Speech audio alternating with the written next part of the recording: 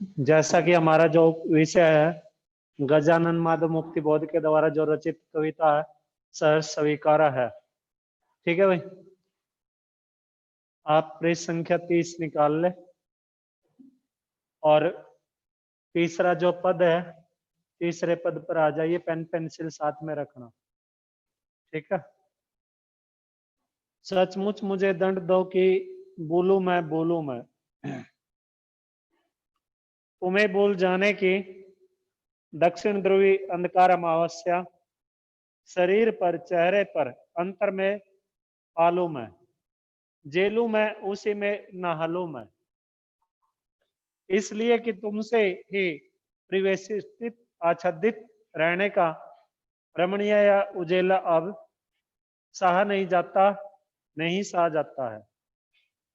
ममता के बादल की मंडराती कोमलता भीतर पिराती है, कमजोर और अक्षम अब हो गई आत्मा यह, छटपटाती छाती की भव्यता डराती है, भव्यता होती है कि आने वाले समय के बारे में बताना।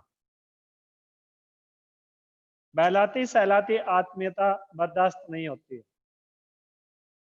सबसे पहले तो इस पद में आत्म अभिव्यंजना शैली है, यानी आत्म शैली लिख लीजिए, आत्म अभिव्यंजना को छोड़ दो, आत्म व्यंजना को छोड़ दीजिए, आप सिर्फ ये लिखिए आत्म शैली।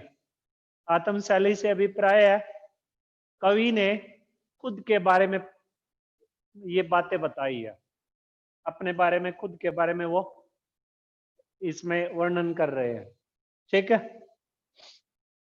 और यहां पर एक जो कवि ने जिससे प्रेम किया है वो प्रेम कोई युक्ति नहीं है, कोई अन्य नहीं है। कवि का जो प्रेम है वो परमपिता परमात्मा से, सीधी सी बात है। ठीक है। सुख में रखे दुख में रखे, अच्छा रखे चाहे न रखे, वो सब कुछ दिन उस परमपिता परमात्मा की है। और कवि ऐसा मानता है कि सभी कुछ इस परमात्मा की वजह से, इनकी मेहर से ही मुझे ये सब कुछ प्राप्त हुआ। इस पूर्व पद में वियोग रस है, वियोग श्रृंगार,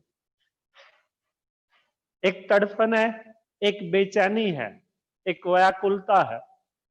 ठीक है, समझ आई बात। तो पहले तो ये कठिन शब्दों का अर्थ देख लीजिएगा। दक्षिण ध्रुव, दक्षिण ध्रुवी का अर्थ है दक्षिण ध्रुव पर छाया रहने वाला जो गहरा अंधेरा होता है, यानी कि दक्षिण किनारे पर, दक्षिण दिशा में जो धरती होती है ना, धरती का जो दक्षिण छोर होता है, धरती का जो दक्षिण छोर होता है उस छोर पर हमेशा ही अमावस्या की तरह अंधेरा छाया रहता है। ठीक है भाई, समझ आई। जैसे अमावस्या के दिन अंधकार छाया रहता है वैसे ही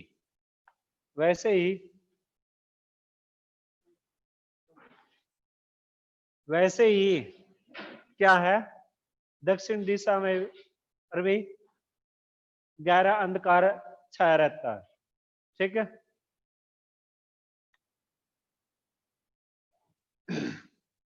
आगे है अमावस्या। अमावस्या से अभिप्राय है कि जिस दिन जो चांद है वो चांद का दिखाई ना देना। ठीक है। आगे है अंतर। अंतर का अर्थ होता है हृदय। परिवेशित का मतलब होता है चारों ओर से घेर लेना, चारों तरफ से घेर लेना या गिरा हुआ। आच्छादित, आच्छादित होता है ढक लेना, यानी कि उस परमपिता परमात्मा ने, यानी कि कहने का मतलब ये है कि कवि ने जिससे प्रेम किया है ना, उसने कवि को चारों ओर से घेरा हुआ भी है और उसे अपने उस स्नेह से ढका हुआ भी। समझ आई बात? ये अर्थ आएगा इसमें। आगे है रमणीय। रमणीय का अर्थ है सुंदर, उजेला, रोशनी, प्रकाश। ममता, ममता का अर्थ होता है अपनापन, खुद का। ठीक है भाई। मंडराती, मंडराती का अर्थ है छा जाना। पिराती, पिराती का अर्थ होता है दर्द करना। अक्षम, अक्षम होता है जो कमजोर होते हैं, अयोग्य। और बहलाती, बहलाती का अर्थ होता है मन को खुश करना। सहलाती, सहलाती का अर्थ क्या होता है? सहलाना, यानी कि दर्द को कम करना। और आत्मीयता, आत्मीयता से अभिप्राय है अपनेपन से। और बर्दाश्त, बर्दाश्त से अभिप्राय है सहन करने से। ठीक है। अब देखिए व्याख्या देख लीजिएगा। सचमुच मुझे दंड दो कि भूलूं मैं तुम्हें भूल जाने की। दो अर्थ के अनुसार चले या एक ही के अनुसार चले? दो में चलेंगे तो एक वियोग अवस्था का होगा। अब सबसे पहले तो आप सीधी सी बात है जो वो समझ लीजिए। सचमुच मुझे दंड दो कि बोलूं मैं। कवि उस असीम सत्ता को संबोधित करते हुए कहते हैं, असीम सत्ता से अभिप्राय है जिसकी कोई सीमा नहीं है, अर्थात परमपिता परमात्मा से। असीम सत्ता से अभिप्राय है परमपिता परमात्मा से। ठीक है। कवि उन्हें संबोधित करते हुए कहते हैं कि मैंने आपको वास्तव में ही, हकीकत में ही मैंने आपको भूलने की जो कोशिश की है, मैंने आपको बुला दिया है। वास्तव में मैंने आपको बुला दिया था। और इस बुला देने का जो आप मुझे दंड देना चाहते हैं, वास्तव में मेरे लिए जो दंड है वो मुझे स्वीकार है। ठीक है। कवि ने किससे प्रेम किया? परमपिता परमात्मा से। और एक दौर जब कवि के पास सब कुछ आ गया, परमात्मा की दी हुई हर एक चीज कवि के पास मौजूद हो गई। ठीक है। उस समय कवि ने क्या किया? कवि उस परमपिता परमात्मा से कवि ने दूरी बनानी शुरू कर दी। समझ आई बात? और फिर दूरी बनानी शुरू की तो कवि को फिर बाद में धीरे धीरे एहसास होना शुरू हुआ कि ये जो कुछ देन है, ये तो सभी कुछ देन किसकी है? परमात्मा की देन है। उन्हीं की वजह से तो मुझे सब कुछ इस जीवन में प्राप्त हुआ है, चाहे वो सुख है, चाहे दुख है, चाहे आशा है, चाहे निराशा है। ये सब किसकी देन है? परमात्मा की देन है। ठीक है। समझ आई बात? तो यहां पर कहने का तात्पर्य ये है कि सचमुच मुझे दंड दो कि भूलूं मैं, कि मैंने आपको भूलने की जो वास्तव में जो कोशिश की है, मैंने आपको जो बुला दिया था, मैं पुनः आपको, और उसके लिए आप मुझे जो भी दंड देना चाहते हो वो मुझे स्वीकार है। अर्थात बुलाने से अभिप्राय ये नहीं है कि कवि बिल्कुल ही उनकी पहचान को, कवि ने परमपिता परमात्मा की पहचान को बिल्कुल ही मिटा दिया।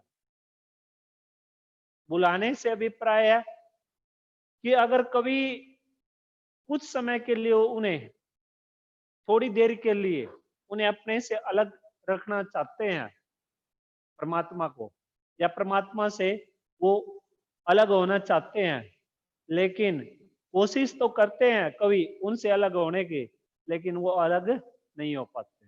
यानी कि और ज्यादा उनके अंदर उस परमपिता परमात्मा से और अच्छा संबंध बनाने की जो उनके अंदर जो लालसा है, इच्छा है, वो जागृत होती रहती है।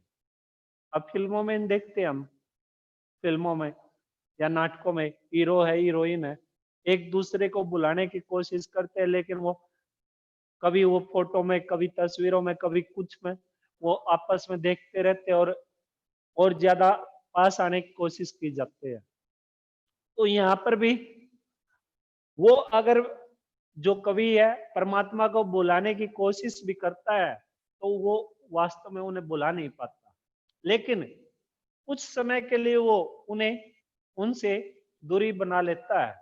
परमात्मा से वो कुछ समय के लिए दूरी बना लेता है, और कुछ समय के लिए वो जो दूरी उन्होंने परमात्मा से बनाई है, उसके लिए अगर वो परमपिता परमात्मा, वो असीम सत्ता उन्हें अगर कोई दंड देना चाहती है, तो वो उन्हें किसको, कवि को स्वीकार है।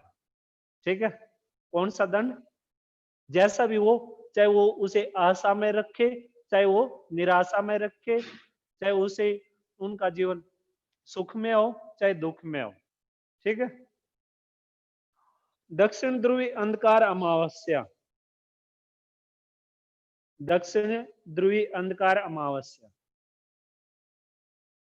आगे कवि बताते हुए कहते हैं कि ये जो मेरा जीवन है, ये मेरा जीवन तो इस प्रकार से है, ये मेरा जीवन तो दक्षिण दक्षिण दिशा की भांति है। जैसे धरती पर जो दक्षिण दिशा है, और वो दक्षिण दिशा यानी कि दक्षिण छोर पे जो अंधकार है, वो अंधकार छाया छाया हमेशा ही विद्यमान रहता है। दक्षिण दिशा में जो अंधकार है वो हमेशा ही विद्यमान रहता है। वो अंधकार किसकी भांति है, दक्षिण दिशा का जो अंधकार है वो अमावस की भांति अंधकार है। नहीं समझ आए? देखिए, धरती है, ठीक है, और इस धरती पे 4 दिशाएं हैं, और जो दक्षिण दिशा है, उस दक्षिण दिशा का जो अंतिम छोर है, वहां पर कहने का तात्पर्य है कवि का, वहां पर क्या है, अंधकार है। और वो इतना गहरा अंधेरा है कि जैसे अमावस के दिन अमावस के दिन गहरा अंधेरा छा जाता है, तो वैसे ही वो जो दक्षिण दिशा का अंतिम छोर है, वो उस छोर पर जो अंधेरा है वो किसकी भांति है, किसके समान है, अमावस के दिन की समान है। समझ आई बात? जैसे अमावस के दिन चांद बिल्कुल नहीं दिखाई देता ना, और चारों ओर अंधेरा ही अंधेरा विद्यमान होता है, वैसा ही अंधेरा क्या है, उस दक्षिण दिशा के अंतिम छोर पे है। ठीक है, तो आगे क्या कहते हैं, शरीर पर चेहरे पर अंतर में मालूम है, और वही उसी अंधेरे को, उसी अंधकार को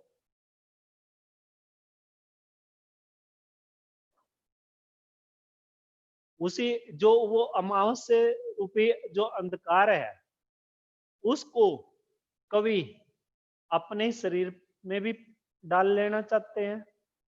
ठीक है, अपने में भी चेहरे पर भी उतार लेना चाहते हैं, और कवि उसे अपने हृदय में भी उसी अंधकार को बैठा लेना चाहते हैं। यानी कि जो कहने का जो तात्पर्य है, कहने का तात्पर्य एक ही है, और वो है सिर्फ वियोग व्यवस्था। यानी कि कवि ने जिससे प्रेम किया ना, कवि ने जिससे प्रेम किया है, वो कवि से अलग हो गए। ठीक है, वो कवि से क्या हो गए, अलग हो गए, और उनके अलग होने पर कवि के सामने सब कुछ चारों ओर, कवि के इर्द गिर्द, दाएं बाएं, ऊपर नीचे, चारों ओर सिर्फ कवि को अंधेरा ही अंधेरा दिखाई देता है। उसे कहीं पर भी किसी भी कोई आशा, कोई उम्मीद की जो किरण है, वो उसे नजर ही नहीं आ रही।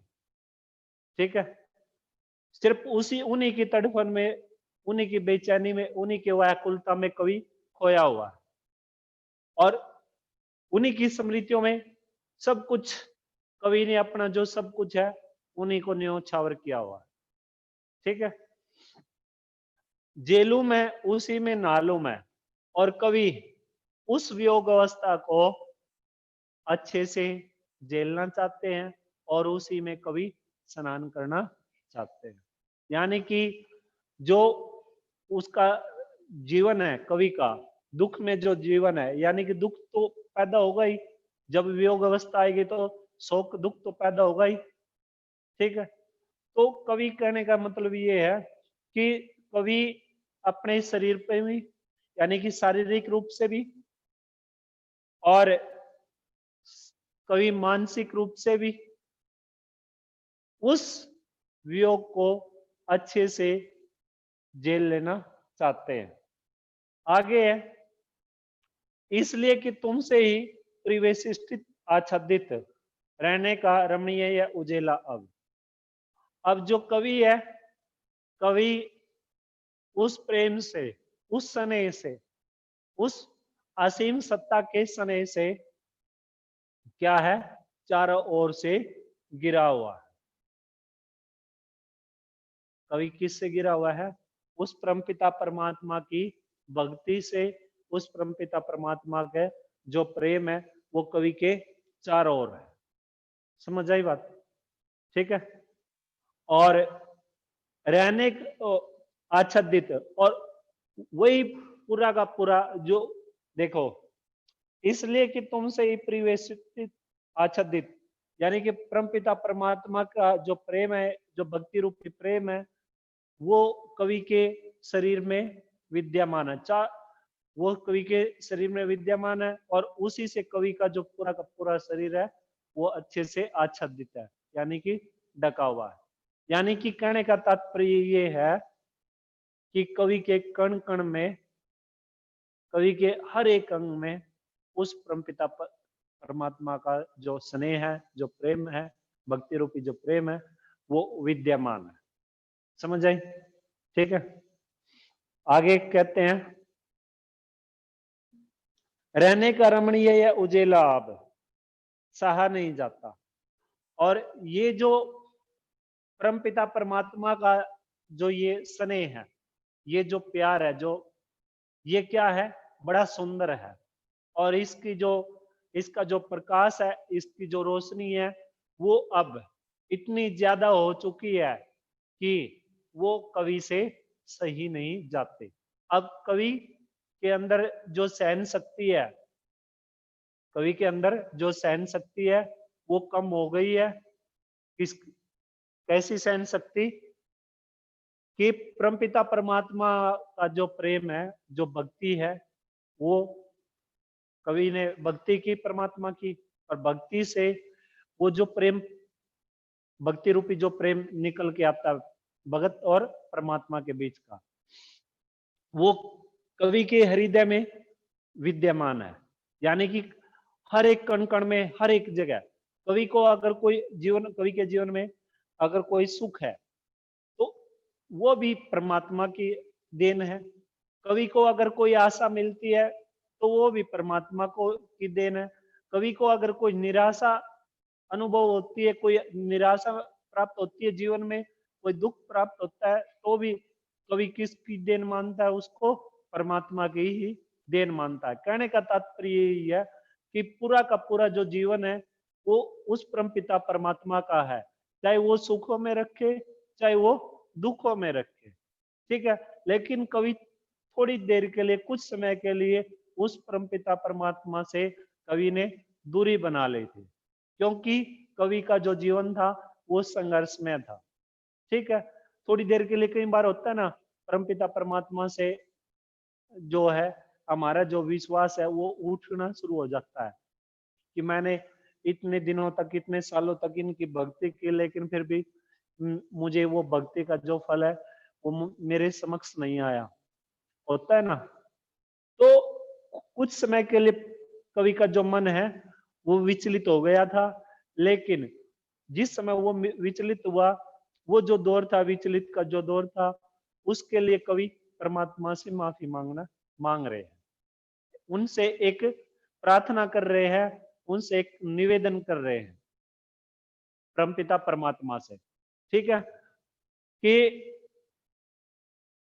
रहने का रमणीय यह उजेला अब, कि आपका ये जो प्रेम है, आपका ये जो स्नेह है, किताबों में बार बार स्नेह आएगा, किताब में स्नेह आएगा। स्नेह और प्रेम में अंतर होता है, स्नेह और प्रेम में अंतर होता है।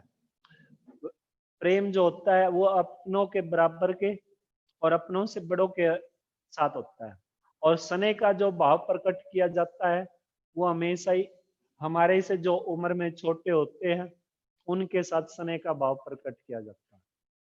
ठीक है, समझ आई बात? हमारे से एज में जो छोटे होते हैं उनके लिए हम स्नेह शब्द का प्रयोग करेंगे। तो वो जो परमपिता परमात्मा का जो प्रेम है वो इतना ज्यादा सुंदर है कि, और उसकी जो रोशनी है, उसका जो उजाला, उस प्रेम का, परमपिता परमात्मा के प्रेम का जो उजाला है, वो उजाला, वो सुंदरता अब कवि से सही नहीं जाती, सहन नहीं होती, क्योंकि कवि ने अपना पूरा का पूरा जो शरीर है वो किसको न्योछावर कर दिया, किसको समर्पित कर दिया? ईश्वर को। ठीक है, ममता के बादल की मंडराती कोमलता भीतर पिराती है। अब जो अपनेपन की ये है, जो मान लीजिए ममता के बादल की मंडराती कोमलता, ममता के बादल की मंडराती कोमलता से अभिप्राय है कि जैसे आसमान में, पहले समझने की कोशिश करना, जैसे आसमान में जो बादल है वो बादल जब छा जाते हैं तो आसमान में बादलों के छाने पर एक आशा, एक उम्मीद की किरण जाग जाती है कि अब तो बारिश होगी, और वो एक घनघोर बारिश करते हैं। ठीक है, होती है ना, और चारों ओर हरियाली छा जाती है। तो ऐसे ही कि ममता के बादल की मंडराती कोमलता भीतर पिराती है। अब उस ममता रूपी वो जो बादल, ममता रूपी जो बादल, रूपक अलंकार है, लिख लेना साथ के साथ में।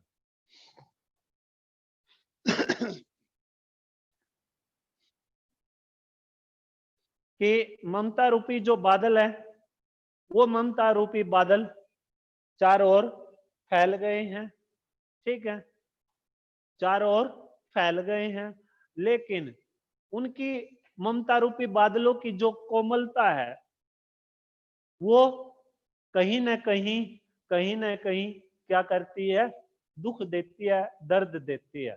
यानी कि कहने का तात्पर्य ये है, कवि के कहने का तात्पर्य ये है कि जो अपनेपन का जो एहसास होता था परमात्मा से, उनका जो एक संबंध जुड़ चुका था कवि का। ठीक है, यानी कि कवि ने जिससे प्रेम किया था उनके साथ जो संबंध जुड़ चुका था, अब वो संबंध वियोग अवस्था में जा चुका है। ठीक है, और अब वो वियोग अवस्था में जाने पर क्या करता है? कहीं ना कहीं कवि को दर्द पहुंचाता है, कहीं ना कहीं कष्ट देता है। आगे है, कमजोर और अक्षम अब हो गई है आत्मा यह। अब कवि का जो शरीर है वो इतना कमजोर हो चुका है कि, और कि ये सभी कुछ कवि, ये जो दुख दर्द है, इन्हें कवि की जो आत्मा है वो सहन नहीं कर सकती। ठीक है, छटपटाती छाती की भव्य डराती है, बहलाती सहलाती आत्मीयता बर्दाश्त नहीं होती है। और छटपटाती छाती की को छटपटाती छाती को, अब इससे अभिप्राय ये है कि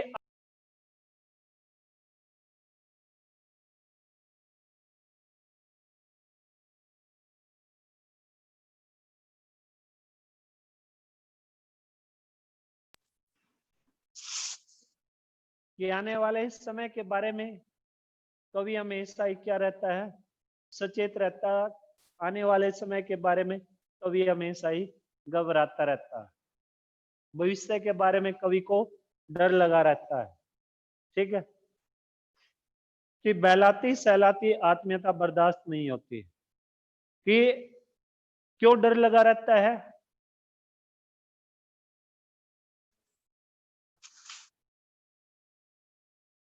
क्योंकि उनके ये सभी कुछ कवि ने अपने जीवन में जो प्रेम किया परमात्मा से, उससे कवि का जो मन है वो खुश हुआ। कवि का जो दर्द है, कवि के जीवन में जो कष्ट थे वो कम हुए। ठीक है, कवि को एक अपनेपन का एहसास होना शुरू हुआ। जब उस परमपिता परमात्मा की भक्ति करके कवि के जो कष्ट है वो दूर होने शुरू हुए, तो कवि को अपनेपन का एहसास होना शुरू हुआ। ठीक है, बर्दाश्त नहीं होती है। और अब ये जो चीजें हैं, ये चीजें कवि से अब सहन नहीं हो रही हैं, क्योंकि ये सभी चीजें कवि से क्या हो चुकी है, अब धीरे धीरे दूर हो गई। ठीक है, क्या दूर हो गई है कवि से? कि कवि ने, सीधी सी बात एक है, कवि ने परमात्मा से प्रेम किया,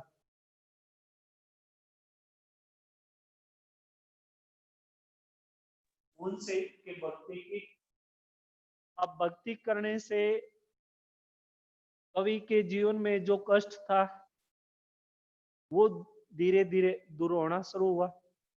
ठीक है, धीरे धीरे दूर होना शुरू हुआ, तो परमात्मा की तरफ कवि का जो मन है वो और ज्यादा बढ़ना शुरू हो गया। यानी कि कवि का जो विश्वास है, कवि ने परमात्मा की ओर जो अपना विश्वास है वो और ज्यादा बढ़ाना शुरू कर दिया।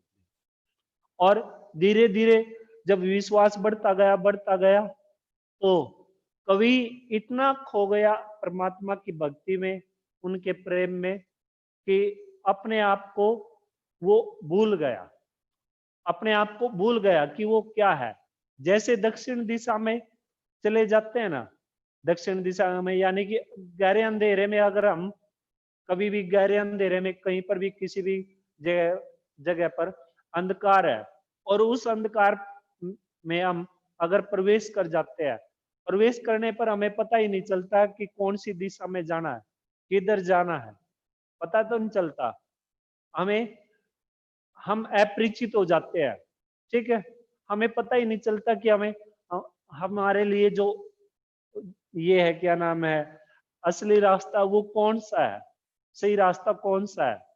तो ऐसे ही कवि परमपिता परमात्मा की भक्ति में इतना खो चुका है कि उसके चारों तरफ, चारों ओर से उस परमपिता परमात्मा की भक्ति ने ही उन्हें अच्छे से ढक लिया। यानी कि कवि के हृदय में भी, कवि के शरीर में भी, सोच में भी कवि की उस परमपिता परमात्मा का प्रेमी विद्यमान। ठीक है, लेकिन अब वो कुछ समय के लिए कवि से दूर हो गया है, या कवि परमपिता परमात्मा से के उस प्रेम से दूर हो गए हैं। उसके लिए कवि बार बार परमात्मा से, इस पैराग्राफ में उसके लिए कवि परमात्मा से प्रार्थना करते हुए, उनसे विनती करते हुए माफी मांग रहे हैं कि मुझसे अगर कोई भूल हुई है, गलती हुई है, उसके लिए अगर आप जो कोई भी दंड मुझे देना चाहते हैं वही मुझे स्वीकार है। आपके उस प्रेम से क्या हुआ, मेरे मन को खुशी प्राप्त हुई, आनंद की अनुभूति प्राप्त हुई, मेरे जो दुख दर्द थे वो दूर हुए। ठीक है, दुख दर्द थे वो दूर हुए, और मुझे एक अपनेपन का एहसास होना शुरू हो गया था कि इस संसार में अगर किसी को कोई कष्ट होता है तो उसका, अगर इस संसार में कोई दूसरा नहीं है तो परमात्मा तो उसका अवश्य होता है। ये एहसास कवि को होना शुरू हो गया। समझ आई बात? ये बातें हैं इस पद में। अंतिम पद करेंगे कल, इसमें से बैठ के पढ़ लीजिए, अगर पूछना है तो वो पूछ लीजिए, वरना फिर हम पूछे आपसे। ठीक है भाई, बताइए। चलिए सेवा ने बताओगे? नहीं? खुशी, चले एक बार इस पूरे पद की व्याख्या कर दीजिए आप। बताऊंगा वो भी आपको। पहले पद की व्याख्या कर कीजिए एक बार आप, पहले पद की। हाँ जी, सबसे पहले की आप सभी ध्यान से सुन लीजिए भाई।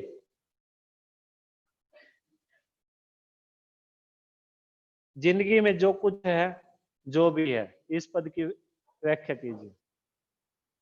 सुन लीजिए भैया आप सभी, बोलो।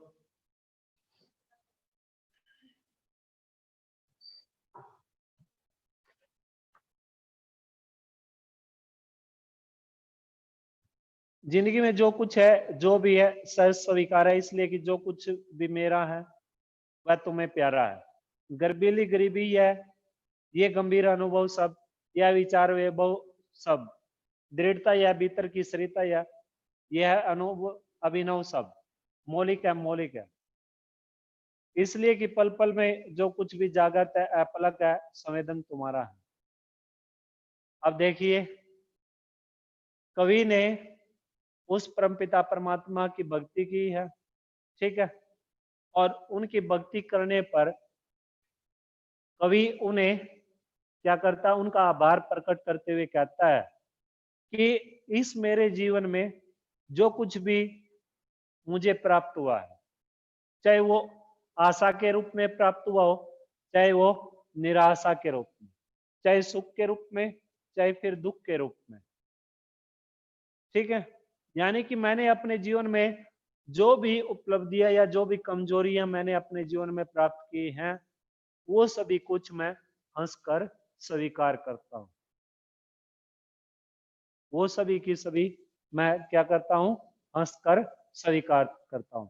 सहज स्वीकारा है, खुशी खुशी से मैंने उसे स्वीकार कर लिया है, मान लिया है, ठीक है भाई। इसलिए कि जो कुछ भी मेरा है वह तुम्हें प्यारा है। और कवि ने इस जीवन में अपनी मेहनत से जो कुछ भी प्राप्त किया है, जो कुछ भी कवि ने अपनी मेहनत से इस जीवन में प्राप्त किया है, वो सभी कुछ कवि उसका जो श्रेय है वो किसको देता है, उस परमपिता परमात्मा को देता है। आधार उनकी अपनी प्रेमिका को, प्रेमिका से अभिप्राय परमात्मा से ही है, ठीक है। कभी बार बार आप कुछ अलग इसका अर्थ लेके चलो, प्रेमिका से अभिप्राय परमपिता परमात्मा से। आपकी किताबों में है ना, किताबों में प्रिय शब्द आएगा, प्रिय लिखा हुआ बार बार प्रिय शब्द आएगा। अगर प्रेमिका से अर्थ होता ना, प्रेमिका से प्रिय न होकर प्रिय आता, आ की मात्रा मिल,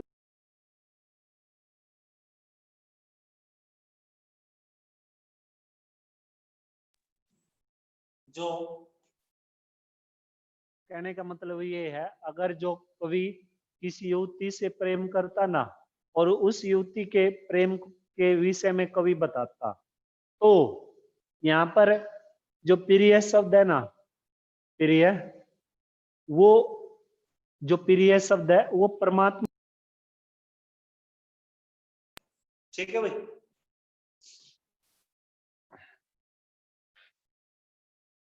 गर्बीली गरीबी यह है, ये गंभीर अनुभव सब, गर्बीले कि ये जो मेरा जीवन है ये गरीबी से युक्त है, गरीबी से भरा हुआ है। और मुझे मेरा ये जो जीवन है ये गरीबी से भरा हुआ, लेकिन फिर भी मुझे इस अपने गरीबी रूपी जीवन पर क्या है, अभिमान है। फिर भी मैं, जैसा मुझे परमात्मा ने ये जीवन दिया है गरीबी में, कि आप अपना जो जीवन है वो गरीबी में व्यतीत कीजिए, लेकिन फिर भी मैं क्या करता हूं, उस अपने गरीबी रूपी जीवन से खुश हूं। समझ आई बात, ठीक है। कई लोगों की आदत नहीं होती है कि यार परमात्मा ने तो मुझे इतनी गरीबी में पैदा कर दिया, ऐसे घर में पैदा कर दिया, ये तो ठीक नहीं है। अच्छे से या तो बिल्कुल गरीबी में पैदा करते या बिल्कुल ही अमीर घर में पैदा करते, ऐशो आराम होता, गाड़ी होते, बंगले होते अच्छे से।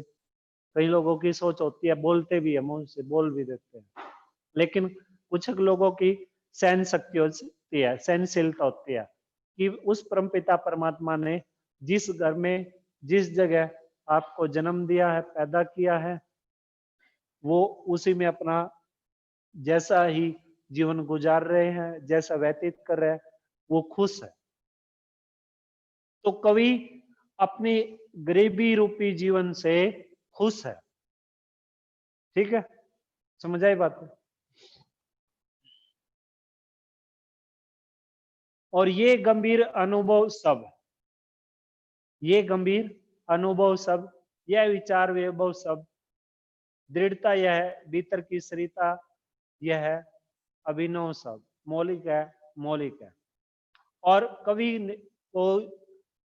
कवि ने अपने जीवन में जो व्यवहारिक जो ज्ञान है, गहरे गहरे व्यवहारिक ज्ञानों को भी अच्छे से क्या कर लिया है, प्राप्त कर लिया है। उन्हें इस संसार से या इस संसार के लोगों से कवि अच्छे से परिचित हो गया कि ये जो संसार के लोग हैं, ये स्वार्थी होते हैं, मतलबी होते हैं। ये सिर्फ क्या करते हैं, जिसको जो काम होता है और काम निकलने पर या अपना स्वार्थ सिद्ध होने पर वो क्या करते हैं, अपना एक दूसरे से क्या कर लेते हैं, संबंध को तोड़ लेते हैं। ठीक है, इस प्रकार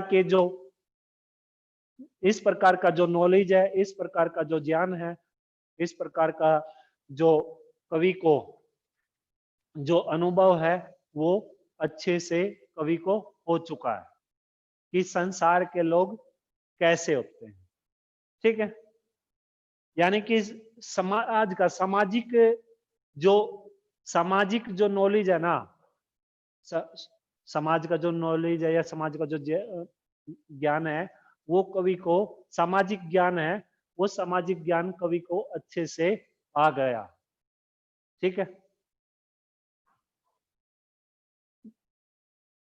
और आगे है, दृढ़ता यह है, भीतर की सरिता यह है, अभिनव सब, मौलिक है, मौलिक है। और दृढ़ता, दृढ़ता क्या होती है, मजबूती।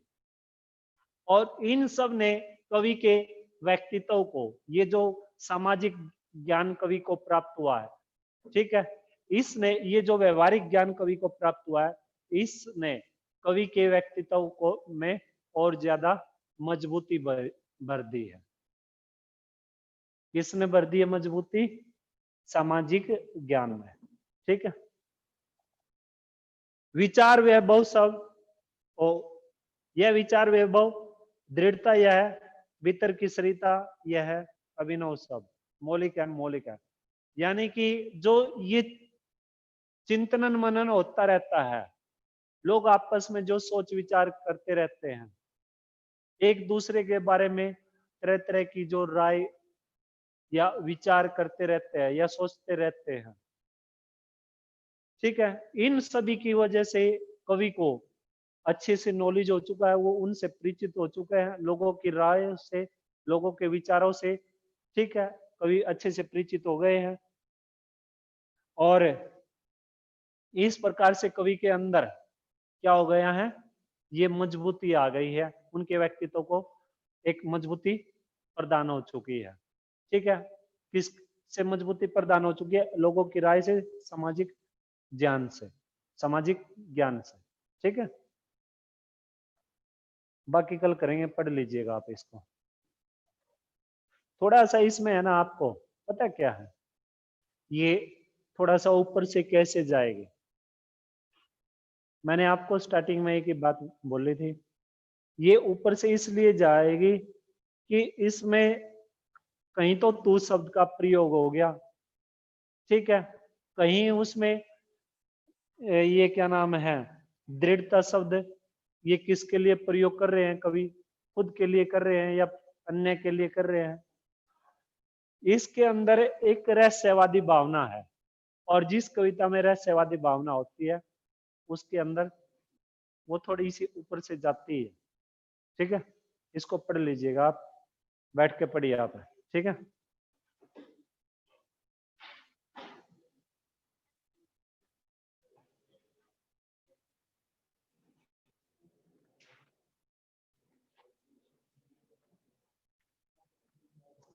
हाँ जी रंजीत मैम। हाँ कर दिया। हाँ ये ऑन है, ऑफ कर दिया।